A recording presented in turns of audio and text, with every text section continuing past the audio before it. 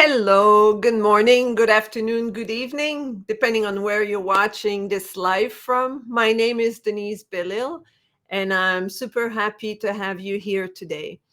I'm here for the It's All Good show. Look who's here for a chat. And today I have Deborah Reynolds as a guest. But before I introduce you to Deborah, I'd like to tell you why I'm doing this show and why it's called It's All Good. Well, the first main reason is because it's my favorite cup. It's all good. And as you see, it's a huge cup, but that's awesome. I can have either I don't drink coffee, so I can have like a large amount of tea or lots of water always at my disposal to drink. And why do I care so much about It's All Good? Because I found that in life, there's no point worrying about either the past or the future. If something happened even 5 seconds ago, I can't change it. So what do I say? It's all good. How can you move forward? And if it's a problem, how can I resolve that problem or find a solution? And then if it's something in the future, I can't predict it. I can't change it. I can't control it. You can take step in order to go in a direction, but you never know how things going to turn out. So it's all good.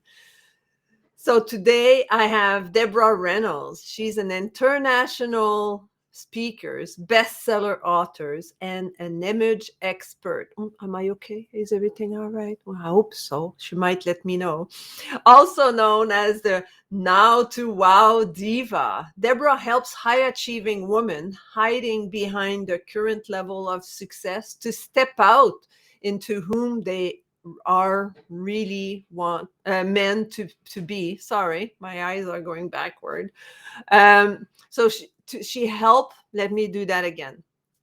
Deborah help high achieving women hiding behind their current level of success to step out into whom they are really meant to be, so they can be healthier, happier, expressing their true gift and brilliance, and make great money. Who doesn't want to make money?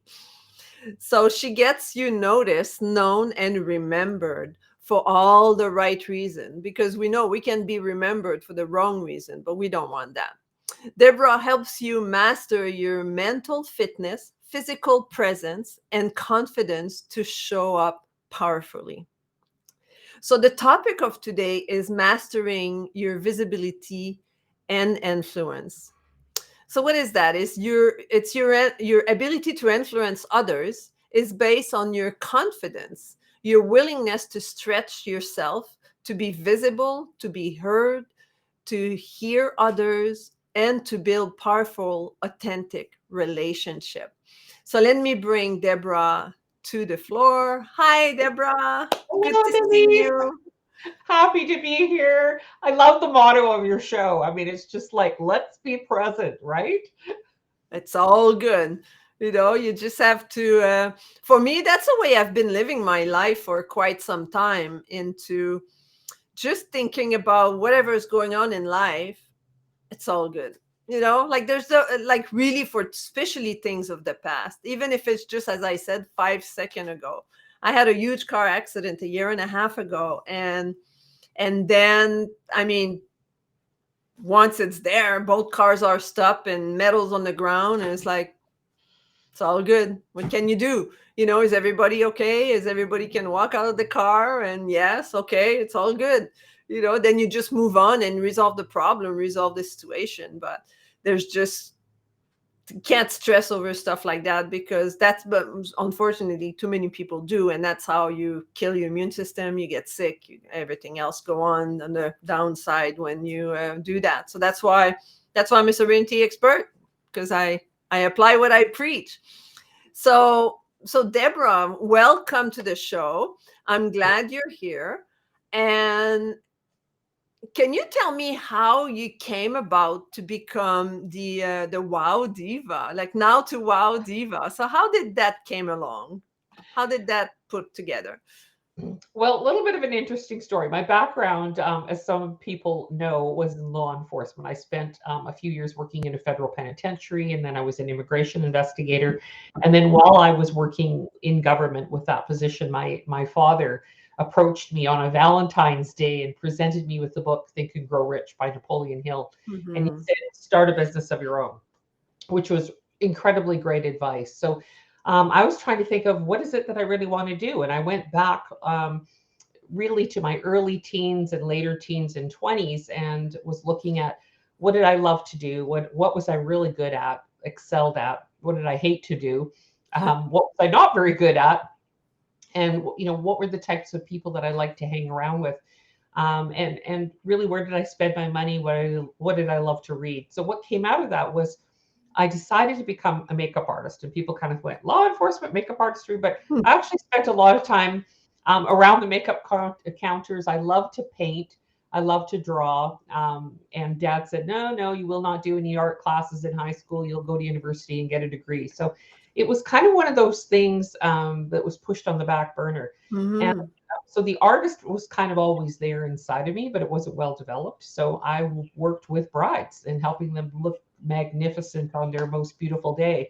Yeah. So as the business evolved from makeup artistry to image consulting, coaching and consulting in businesses and working with executives, what I found was it's about moving from where they are right now Mm-hmm. to achieving a wow result. And what I found was a lot of clients, when I would physically make them over and we would look at their character, their values, the things that were most important to them, how they approach life, their perspective, their mindset, the result was always a resounding wow that came out of their mouth.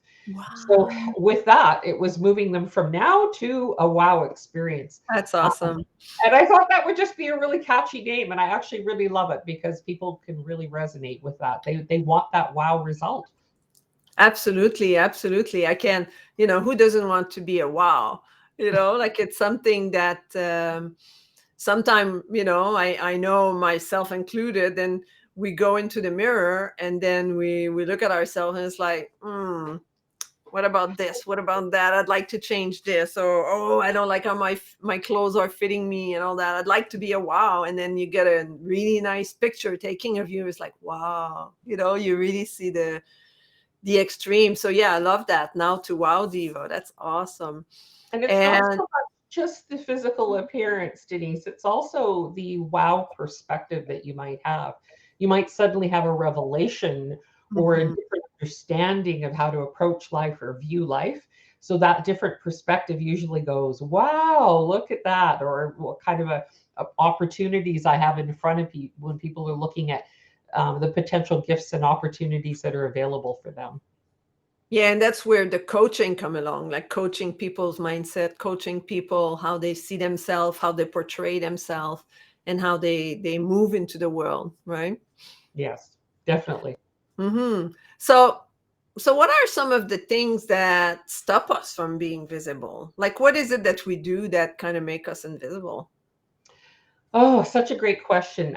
Obviously, we sabotage ourselves in a variety of ways. One of the bigger things is the aspect of fear. People are afraid of what that visibility is going to do to them and the impact it's going to have on them specifically.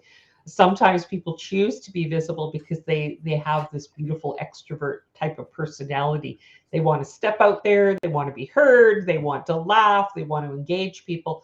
But then there's the others that are a bit more introverted and they're concerned about how other people view them.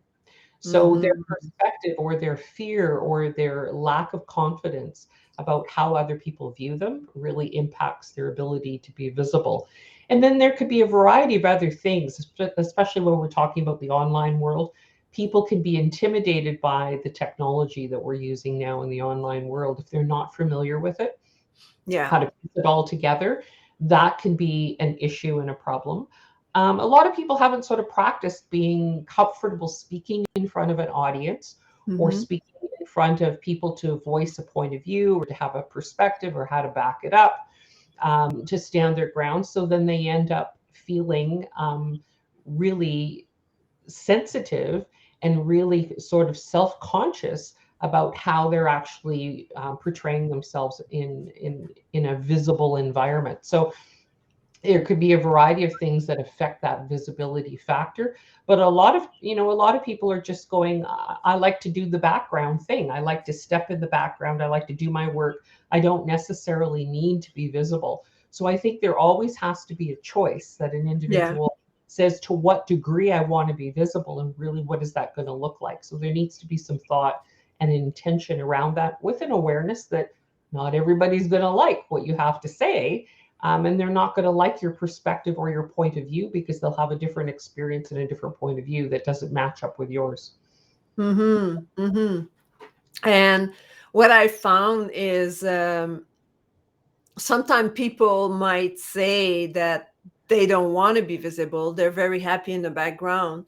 Mhm. But once they start to have a taste of what it is to be in the foreground, they kind of like it. It's just that it's just like they have that these filters in front of them that says, "Oh no, I can't show up. I can't, I'm not good enough." So all they need is a little bit of boost of confidence. And I've learned a lot for myself for the last almost 10 years now, where I joined Toastmasters, and that kind of boosts my confidence, and it gave me a good stage to be able to express myself without feeling that, oh, what if I crash, what if I fail, because Toastmaster is such a good environment for people to really be able to express themselves, practice. It's a great practice stage.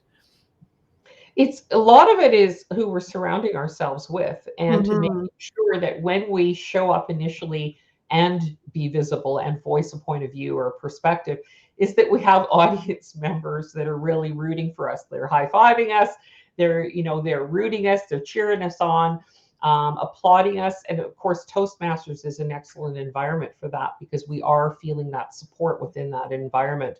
But when you get into an online platform where you're moving in a space where there's a lot of people globally that are watching you or observing you, you may not always get the accolades. So you may Hmm. get the haters, you may get people that highly criticize you. And so a lot of that is, how do you own who you are as an individual and really step into that place so that you are not affected mentally or emotionally by what it is Hmm. that you're receiving from other people. A lot of it is creating sort of an invisible barrier around you to not internalize it. That's one of the key factors. Yes, yes, of course. And that's, what do they say in not advertisement or marketing, like any publicity, good or bad, it's good publicity. Oh, it can be. That's the point, like, but it's the confidence. I feel like if you get negative feedback, it's how you respond to it, I guess, also, right? Like, it shows what type of person you are, and brings you to, like a higher level. Like, if somebody give you a negative criticism and critic, and then you go and bash at them and say, oh, well, who are you to tell me this and this and that, and especially if you do that on social media, that shows the type of person you are. But if you say, hey, I appreciate the feedback, thank you so much, and whether it's qualified feedback or not, but I call that like putting oil on the fire. If you don't put oil on the fire and you just like distinguish it, like, it's just like extinguish it. It's like, okay, let's kill the fire and move on, and then it helps, and it shows confidence in one's person too, right? Definitely, definitely. Hmm. Yeah, we have to be careful too about fueling that fire too. Some of us are actually energetically fueled by that fire or that conflict that we're Yeah. having online. But you got to be careful. You got to be intentional about how you're responding, and it has to be true to yourself. You got to be authentic as an individual. But I believe in the adage of being really kind in your Yeah. responses to people, Yeah. and really making sure that people are heard. So if they do have a point of view, it's like, hey, tell me more. I want to hear more about that. And I appreciate, like you appreciate the feedback. Mm-hmm. Mm-hmm. Wonderful.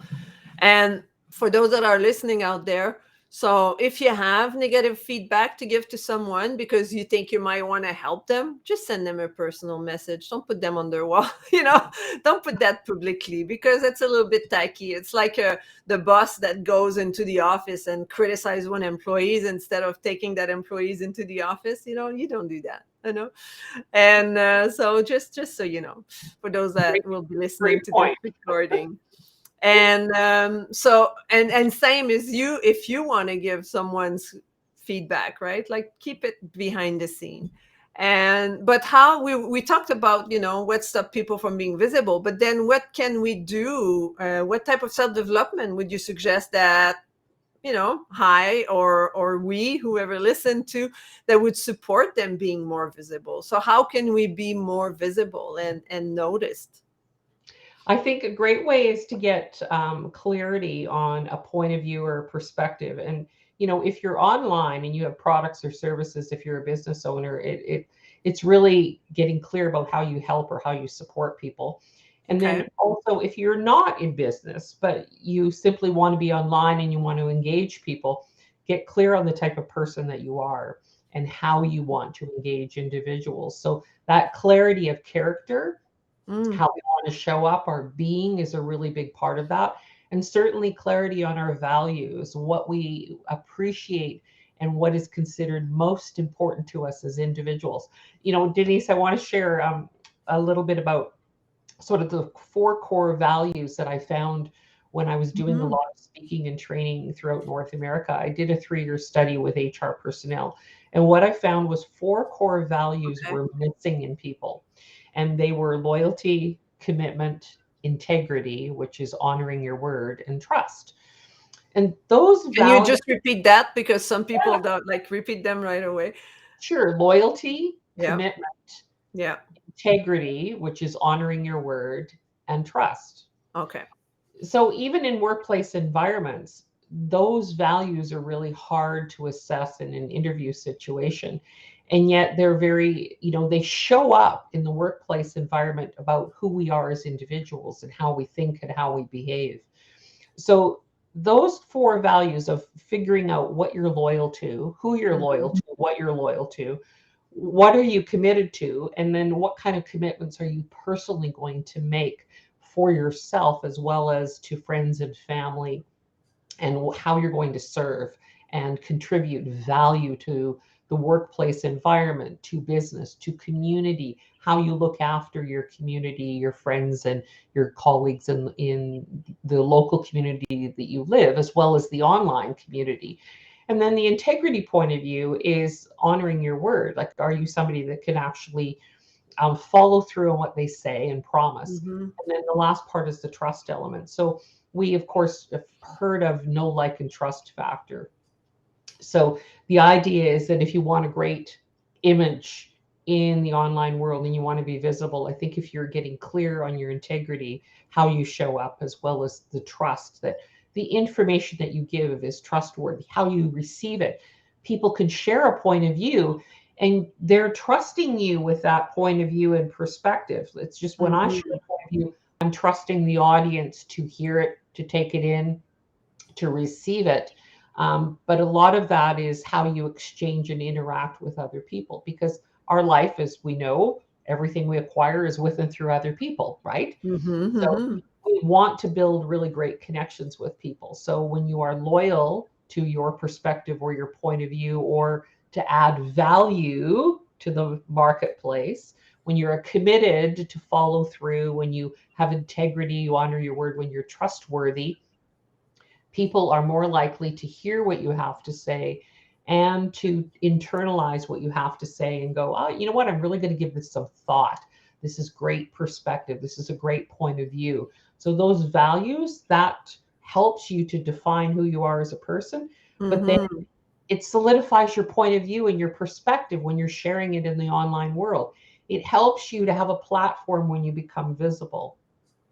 Mhm.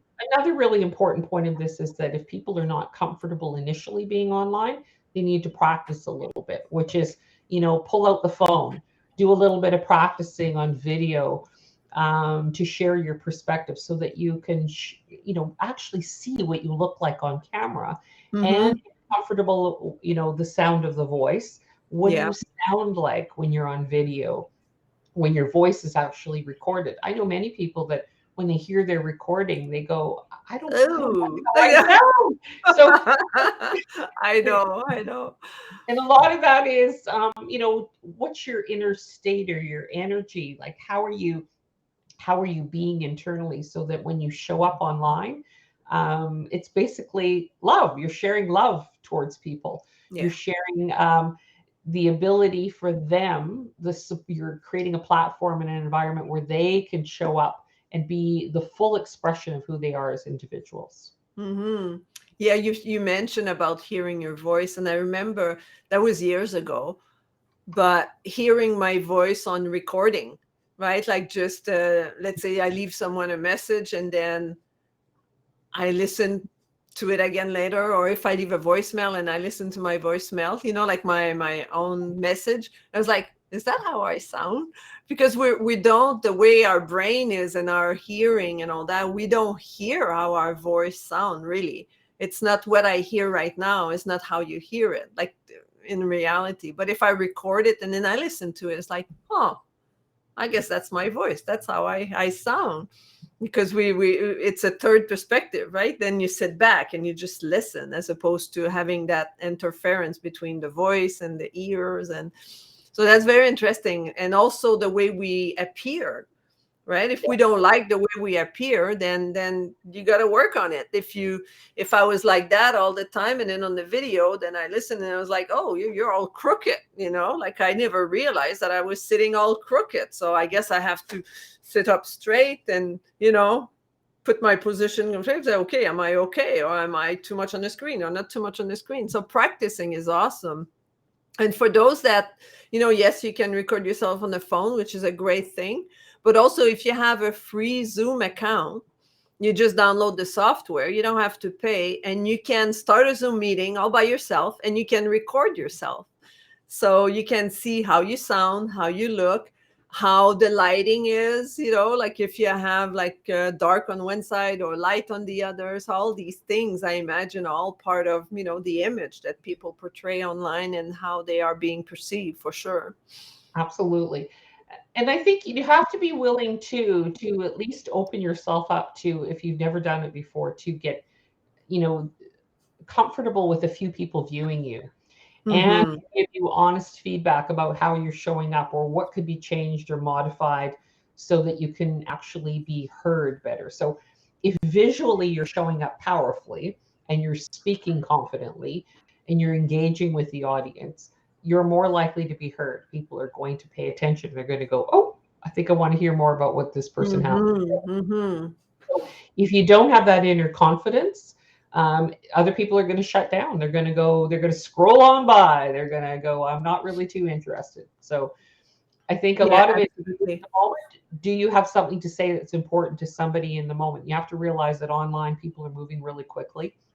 They have very specific needs. So Yeah. you got to pick and choose your audience and your environment where you could fully be heard.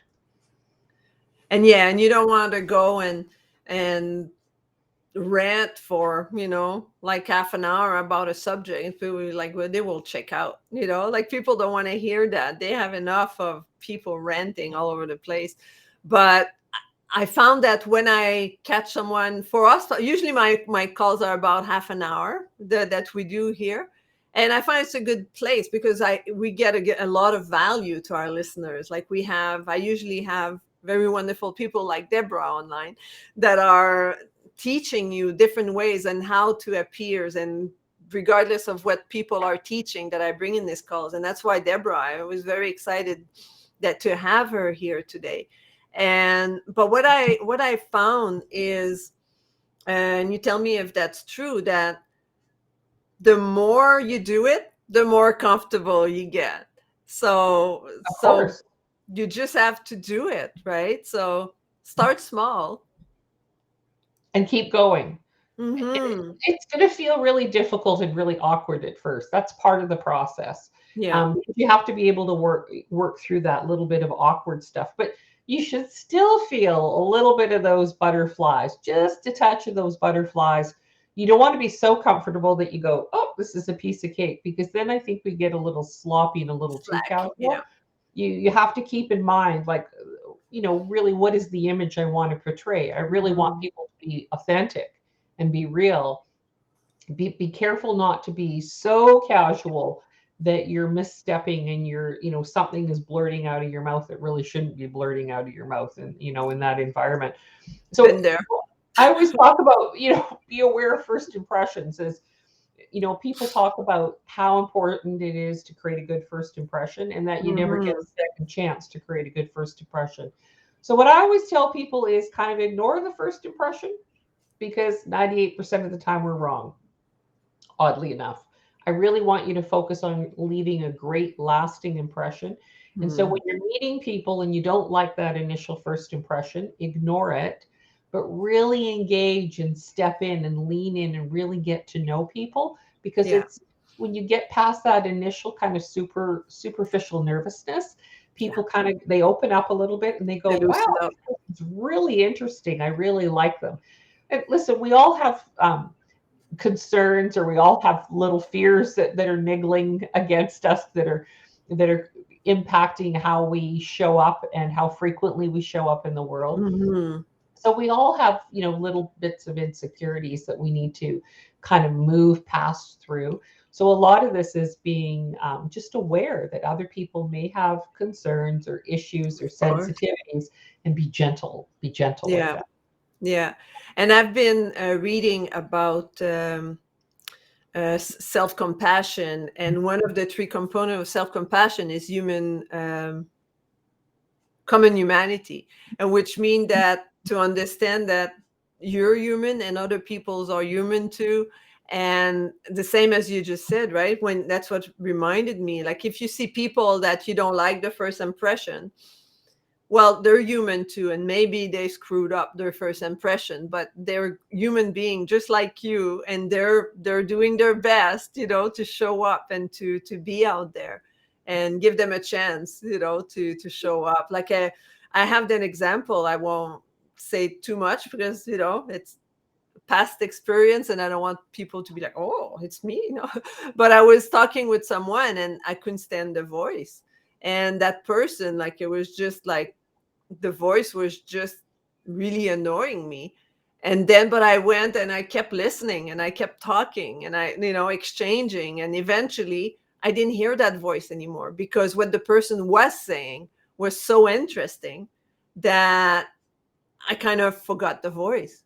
My first impression just poof disappeared, because what the person was saying was very interesting, very engaging, the great value, and I just overpassed that. So, but if I would have just shut off the, you know, like the interview or whatever, if just back off and have that first impression, is like, that's, that's a stupid person because of that voice, whatever, right? It's like, no, I would have missed out a lot. So give others that chance, and give yourself that chance too, I imagine, to really, even though you screw up your first impression, don't hit yourself over the head and say, oh no, I screw up everything. Just keep going, because you can have a second impression on people if you keep going and show up, right?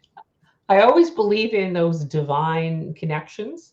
I really honestly believe that, if you're in front of somebody and you're interacting, there's a reason why you need to be in front of that individual, whether it's for you to receive some great information or some Mhm. knowledge and insight, or it's for them.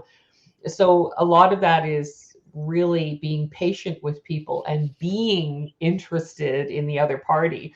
And so Yeah. when you're interested in the other party, you're really tuning in those ears and you're really listening and picking up about, hey, what can I learn here? What can I Mm. learn that could be something new or useful that I can really benefit? My life can benefit more positively by interacting Mhm. with this person. And then how can I leave, which I love, how can I leave the relationship better than what it was? Mm. That's really important, to That's come awesome. into that relationship with that intention of leaving the relationship better than what it was before you met that person. I appreciate that so much. I mean, it means so much. It's just approaching. It's like, because my mission is to make the world a better place, one person at a time. That sounds, like catchy in a sense, like, yeah, sure. But I do, like I really do. Like every time I have an interaction with someone, I want it to be positive. I want it to be loving. I want it to be caring. I want it to be supportive. I want to be there to, I it happens that I make bad joke with people and then I'm like, why am I falling into that trap? Because I'm human. But the most of the time I do my best just to be positive, supportive, and it makes a big difference in my relationship with people and how I feel personally. First of all, I do it mostly for me, because when I'm not positive, when I'm negative, it makes me feel like crap. And then I do it for the others, because I want other people to walk away, as you said, to feel better about themselves, which is really good tip for sure. You know, And you can yeah, go feel ahead. triggered, Denise. Like sometimes people are saying things, and you have this intention to be really warm and engaging and patient and being interested in them. But if they don't want to receive it, we can be triggered. And then suddenly we kind of go, oh, I've lost a little bit of my confidence there. So I think a part of it is if you have that intention of Yeah. being this caring, loving, interested human being and leaving the place of, a better world, what you want to be able to do is knowing that not everybody's going to receive that positive message. They don't want it. Hmm. Some don't want to receive it at all and they won't entertain it. So it means that you have to really own who you are to be Yeah. able to go, okay, if they don't receive the gift, if I hand them a gift and they don't take it, the gift is still mine. So I have to be able to still own the fact that I and know that I am a loving, Yeah. caring human being, whether they want to receive that, Of acknowledge course. that, or not. Right? And do you know what I say in that situation? It's all good. So you can't expect the whole world to love you. It's got to be Exactly. a little bit I of mean, conflict. we're all human. We can't get along with everyone. And it had happened and exactly what I said, I said, can't please everyone. It's just like that person is not meant for me today, because I never say forever.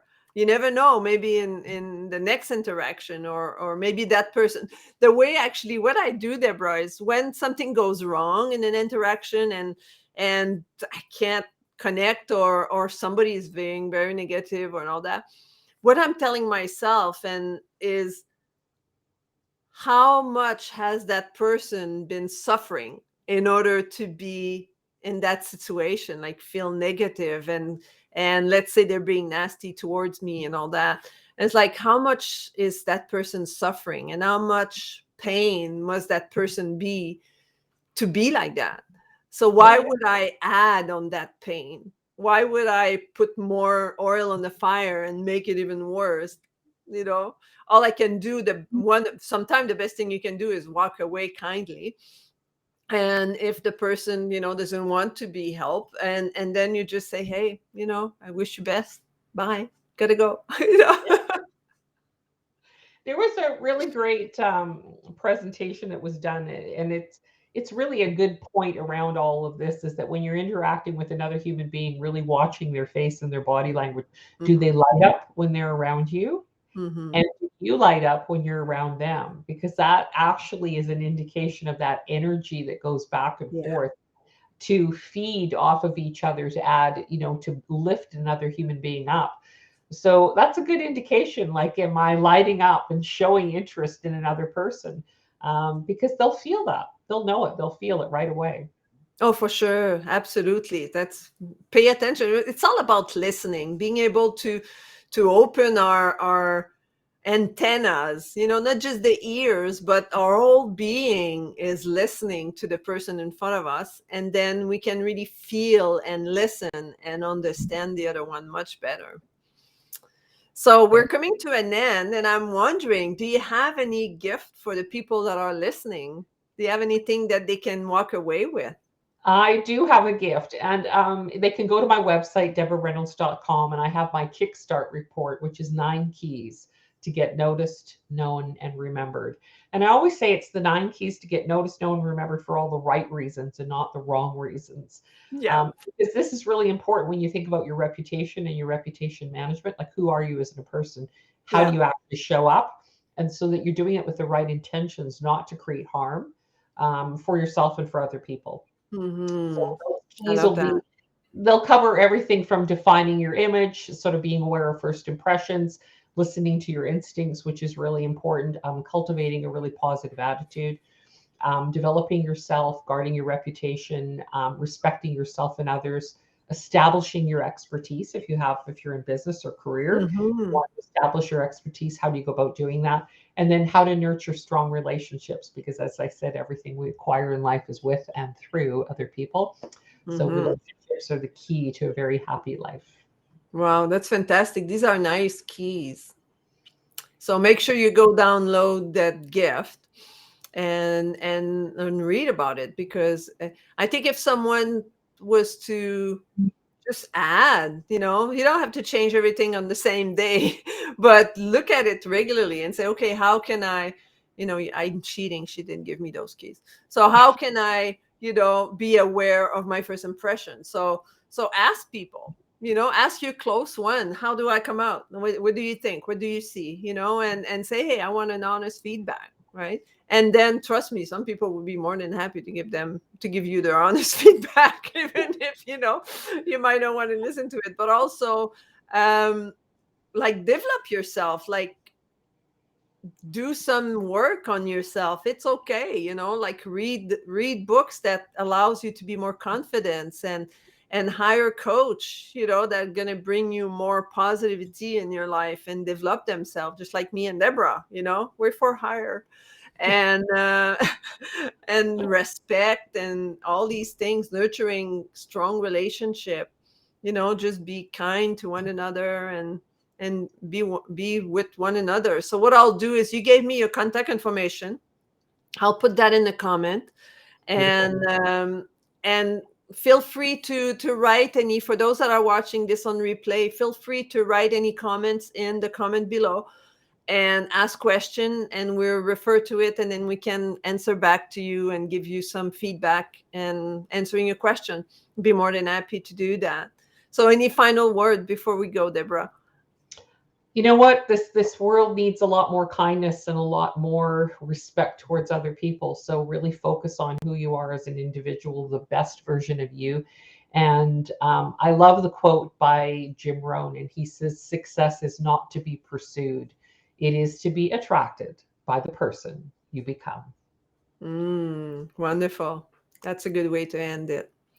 So thank you so much for showing up today. I'm going to put Deborah away for a second. Put you away for a second. Thank you so much for listening. It was a pleasure to have Deborah here today. Next week, we're going to have Diane Hume. And Diane is an expert in NLP. NLP stands for Neuro Linguistic Programming. So we'll learn how to reprogram our brain and how to make those changes that we've been talking about, but how to use our techniques to do that. So that'll be a very wonderful show. So until next time, be kind to one another and enjoy your week. Goodbye.